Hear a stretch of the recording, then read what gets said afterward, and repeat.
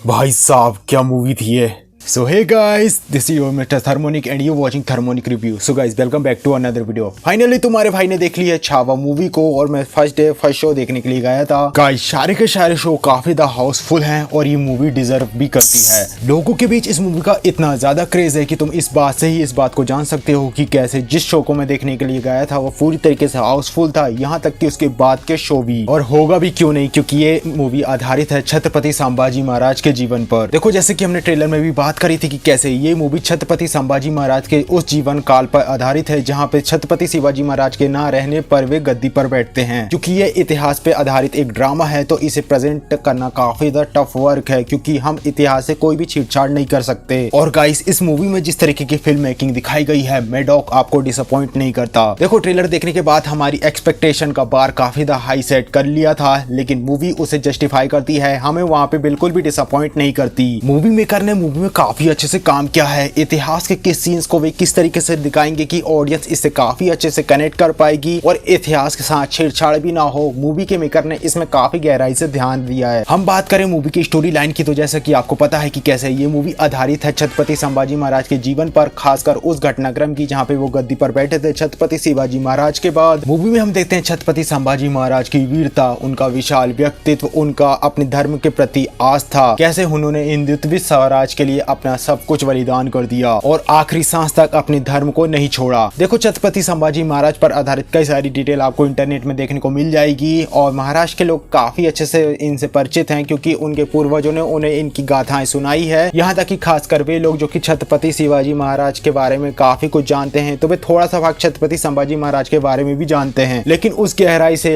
आजकल की जनरेशन उन्हें नहीं जानती। खासकर अगर तुम शिशु मंदिर में कभी पढ़े होगे तो हाँ, वहाँ के टीचर्स, वहाँ के अध्यापकों ने तुम्हें इनके बारे में जरूर बताया होगा। मूवी में जिस तरीके से स्टोरी लाइन को दिखाया गया है, इतनी गहराई से आपके सामने प्रेजेंट किया जाता है कि आप काफी ही डीपली इनसे कनेक्ट कर पाते हो, आप इनसे अटैच हो जाते हो। कई सारे एंट्री सीन्स आपको लिटरली गूस बम्प्स दिलाएंगे, आप इसे काफी डीपली फील कर पाते हो। इसमें जो आर्टिस्ट हैं उन्होंने काफी अच्छे से अपने किरदार को निभाया है। हम बात करें छत्रपति संभाजी महाराज का कैरेक्टर प्ले करने वाले विक्की कौशल की या फिर अक्षय खन्ना की, जिन्होंने औरंगजेब का रोल प्ले किया है, या फिर हम बात करें रश्मिका मंदाना की, हर एक एक्टर अपनी परफॉर्मेंस को काफी अच्छे से प्रेजेंट करता है। हम कह सकते हैं कि इतिहास के जितने भी कैरेक्टर हैं और जिन सारे आर्टिस्ट को कास्ट किया गया है, उनके कैरेक्टर के लिए उनकी जिस तरीके से कॉस्ट्यूम डिजाइन है, उनका मेकअप है, वो बिल्कुल मैच करता है उनके किरदार से। खासकर इसमें बात मैं पॉइंट आउट करना चाहूंगा अक्षय खन्ना पर, जिन्होंने औरंगजेब का रोल प्ले किया है। उनका पूरा का पूरा मेकअप जिस तरीके से औरंगजेब दिखता था उससे काफी ज्यादा रिलेटेबल है। यही नहीं, जिस तरीके का सेट डिजाइन है मुगलिया सल्तनत या मुगलिया महल का जिस तरीके का डिजाइन है, वही हम बात करें छत्रपति संभाजी महाराज के किले की जिस तरीके का डिजाइन है, वो काफी ज्यादा रिलेटेबल है। हम बात करें एक्शन की, क्योंकि इतिहास पर आधारित मूवी है जिसमें हमें वो सारे वॉर सीन्स को दिखाया जाता है या फिर हमें कहीं प्रेजेंट किया जाता है हमारे सामने, जो कि छत्रपति संभाजी महाराज ने अपने जीवन काल में लड़े थे। हालांकि एक्शन सीन्स भी तुम्हें पसंद आएंगे, लेकिन जैसे वो इफेक्ट नहीं होता कि कट लगा दिया, फिर जूम कर दिया, स्लो मोशन डाल दिया, इस तरीके के हमें कई सारे वॉर सीन्स देखने को मिलते हैं। कई सारे ऐसे फाइटिंग सीन्स है जिसमें जो क्राउड कंट्रोल है वो काफी अच्छे तरीके से किया गया है और वो तुम्हें काफी ज्यादा पसंद आता है। आई होप आपको पता होगा कि कैसे छत्रपति संभाजी महाराज अपनी कोर अपने धर्म से कितने ज्यादा जुड़े हुए थे। जैसे छत्रपति शिवाजी महाराज अपने धर्म से जुड़े हुए थे, ठीक वैसे इसमें दिखाया गया है कि कैसे जो छत्रपति संभाजी महाराज का कैरेक्टर है वो भी अपने भगवान से इंस्पायर्ड है। हमने एक्टर्स की परफॉर्मेंस की अगर हम बात करें तो मैं बात करना चाहूंगा यहाँ पे विक्की कौशल की। और भाई साहब, विक्की कौशल ने जिस तरीके से इसमें परफॉर्म किया है, ऐसा लगता है कि जिस तरीके का व्यक्तित्व हमने छत्रपति संभाजी महाराज का इतिहास में कहानियों में पढ़ा है, वो हमारे सामने काफी अच्छे से हम उसे देख पाते हैं। यहाँ पे कहना चाहूंगा कि जिस तरीके की पर्सनैलिटी विक्की कौशल ने इस मूवी में दिखाई है, हम ये कह सकते हैं कि हाँ, ये व्यक्तित्व छत्रपति संभाजी महाराज से काफी ज्यादा रिलेटेबल है। कह सकते हैं उनका एक्सप्रेशन, उनकी आंखें पे अगर आप गौर करते हो तो आपको पता चलता है कि हाँ, ये किरदार काफी ज्यादा इंपॉर्टेंट है और ये एक महाराज का कैरेक्टर है। कह सकते हैं ना, वो ऑरा, वो आवा, वो तेज आपको नजर आता है। जो सेकंड हाफ के बाद जो सीन्स नजर आते हैं कि कैसे छत्रपति संभाजी महाराज जो घिर चुके हैं और आइट साइड पूरे दुश्मन है और अकेला शेर कई सारे भेड़ियों से फाइट कर रहा है। तुम्हें उसमें नजर आएगा कि कैसे शेर अकेला है, लेकिन उसकी दहाड़ इतनी ज्यादा तगड़ी है कि भेड़िया उनके पास आने से डर रहे हैं। इतनी ज्यादा संख्या होने के बाद भी उनके मन में छत्रपति संभाजी महाराज का खौफ है। उन्हें पता है कि उनके सामने जो है वो है छावा, जो कि अपने हाथ से शेर का जबड़ा फाड़ देता है। देखो, इस मूवी में बहुत सारे एलिमेंट है जो कि तुम्हें मजबूर करती है कि इस मूवी को तुम्हें थिएटर में जाकर क्यों देखना चाहिए। देखो, इस मूवी में तुम्हें दिखने को मिलता है हमारा इतिहास, हिस्ट्री, जो कि हमसे छुपाया गया या फिर ये कहे कि छुपाने की कोशिश करी गई। हमें इसमें आर्टिस्ट दिखाया गया है जो अपने काम के लिए पैशनेट हैं। हमें दिखाया जाता है किरदार, उनका पैशन अपने मिशन के लिए, जैसे छत्रपति संभाजी महाराज का अपने हिंदवी स्वराज के लिए अपना जो पैशन है वो हमें दिखाया गया है। हम बात करें एक्टर्स की एक्टिंग, या फिर हम बात करें कॉस्ट्यूम की, या फिर हम बात करें सेट डिजाइन की, वो सारी चीजें इसमें है जो कि तुम्हें मजबूर करती है ये मूवी देखने के लिए। देखो, मूवी में तुम बहुत सारे इमोशन फील कर पाओगे कि कैसे पिताजी का साम्राज्य है, उनका दायित्व अब बच्चे पर आ चुका है और अब वो इसे किस तरीके से हैंडल करते हैं और इतने बड़े विशाल साम्राज्य को संभालते हैं, मराठा साम्राज्य जिस पर मुगल चील की निगाह लगाकर बैठा हुआ है। छत्रपति शिवाजी महाराज के न रहने पर मुगलों ने अब ये सोच लिया था कि अब ये मराठा साम्राज्य पर कब्जा कर लेंगे, दक्कन उनका होगा। लेकिन उन गीदड़ों को क्या पता था कि शेर तो जा चुका है लेकिन छावा अभी भी जिंदा है, और वो थे हमारे Chhatrapati Sambhaji Maharaj. Guys, I hope आपको पता होगा या फिर शायद ना भी पता हो, क्योंकि हमारी हिस्ट्री के बुक से उन सारे पार्ट को हटा दिया गया है। हमें वो बताया नहीं गया है कि आगे औरंगजेब कितना ज्यादा ब्रूटल था, और मूवी में भी उन सारे पॉइंट को डीपली टच नहीं किया गया है। कह सकते हैं सेंसरशिप को देखते हुए या फिर लोगों को देखते हुए उन्होंने केवल ऊपर ऊपर से उन सारी चीजों को दिखाया गया है। लेकिन जितने भी ब्रूटल सीन्स हैं, यकीन मानो उनका थोड़ा सा पार्ट तुम्हें दिखाया गया है, लेकिन वो काफी है तुम्हारे आंखों से आंसू लाने के लिए। वो थोड़े से सीन तुम्हें हल्का सा एहसास करा सकते हैं कि हमारे पूर्वजों ने हमारे धर्म के लिए क्या क्या सेक्रीफाइस किया है। अगर आप भारत में हो और हिंदू हो तो तुम्हें नहीं पता कि तुम्हारे पूर्वजों ने इसके लिए कितना बड़ा बलिदान दिया है। उन्होंने कितने अत्याचारों को झेला, किस तरीके के करों को, जजिया कर को झेला। हम कह सकते हैं एक बार मुस्लिम आक्रमण था और फिर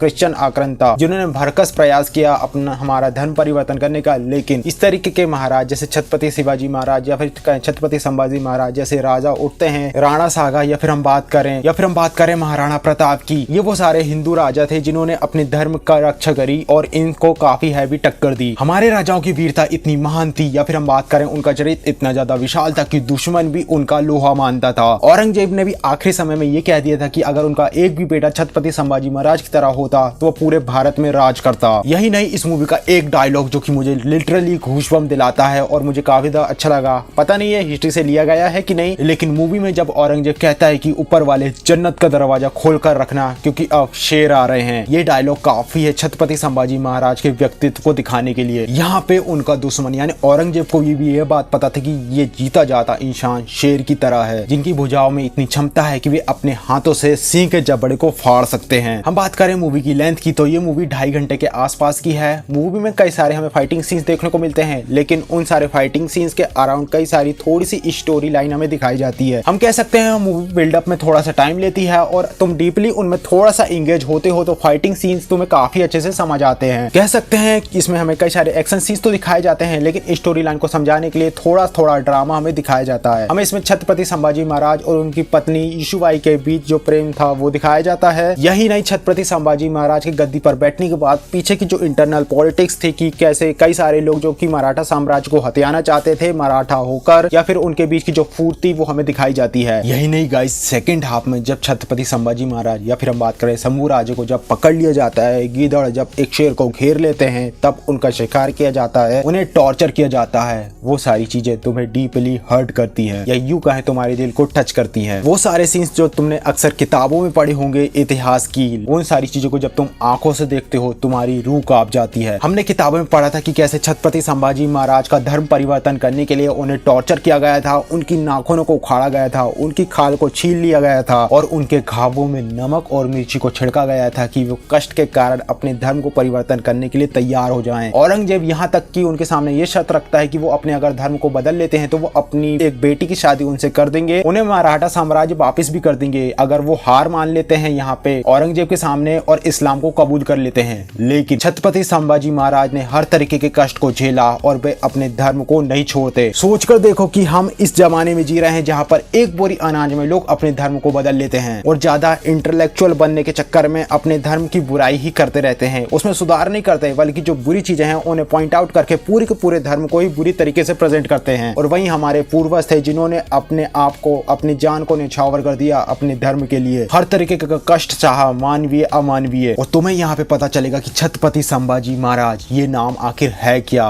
ये व्यक्तित्व क्या है और ये महान क्यों है, लोग इन्हें एडमायर क्यों करते हैं और आखिर क्यों छत्रपति शिवाजी महाराज और छत्रपति संभाजी महाराज के नाम पे लोग मरने मारने के लिए तैयार हो जाते हैं। तो गाइस अब मैं तो ज्यादा कुछ कहना नहीं चाहूंगा और स्पॉइल नहीं करना चाहूंगा। मैं बस यही कहना चाहूंगा कि देखो, तुम अगर इस मूवी को थिएटर में जाकर नहीं देखते हो तो तुम काफी हैवी चीज या फिर काफी अच्छी चीज को मिस कर रहे हो। हाँ, तुम अगर OTT का वेट कर रहे हो तो तुम उस थिएटर एक्सपीरियंस को मिस कर दोगे। मैं कहना चाहूंगा कि तुम्हें इसे अपने फैमिली के साथ और अपने दोस्तों के साथ देखना जरूर चाहिए। बहुत कम ऐसी मूवीज बनती है जो हमारे सच्चे इतिहास को दिखाती हैं। शायद ही ये ऐसी मूवी है जिसमें हमारे सच्चे इतिहास को दिखाया गया है, वरना आज तक बॉलीवुड ने क्या कुछ किया है तुम्हें पता ही है। मैं ये कहना चाहूंगा ये मूवी तुम्हें डिजर्व करती है हिट होना, ये मूवी कमाई करना डिजर्व करती है। इससे अब लोगों को मोटिवेशन मिलेगा और वे कम से कम ढंग की चीजें तो बनाएंगे।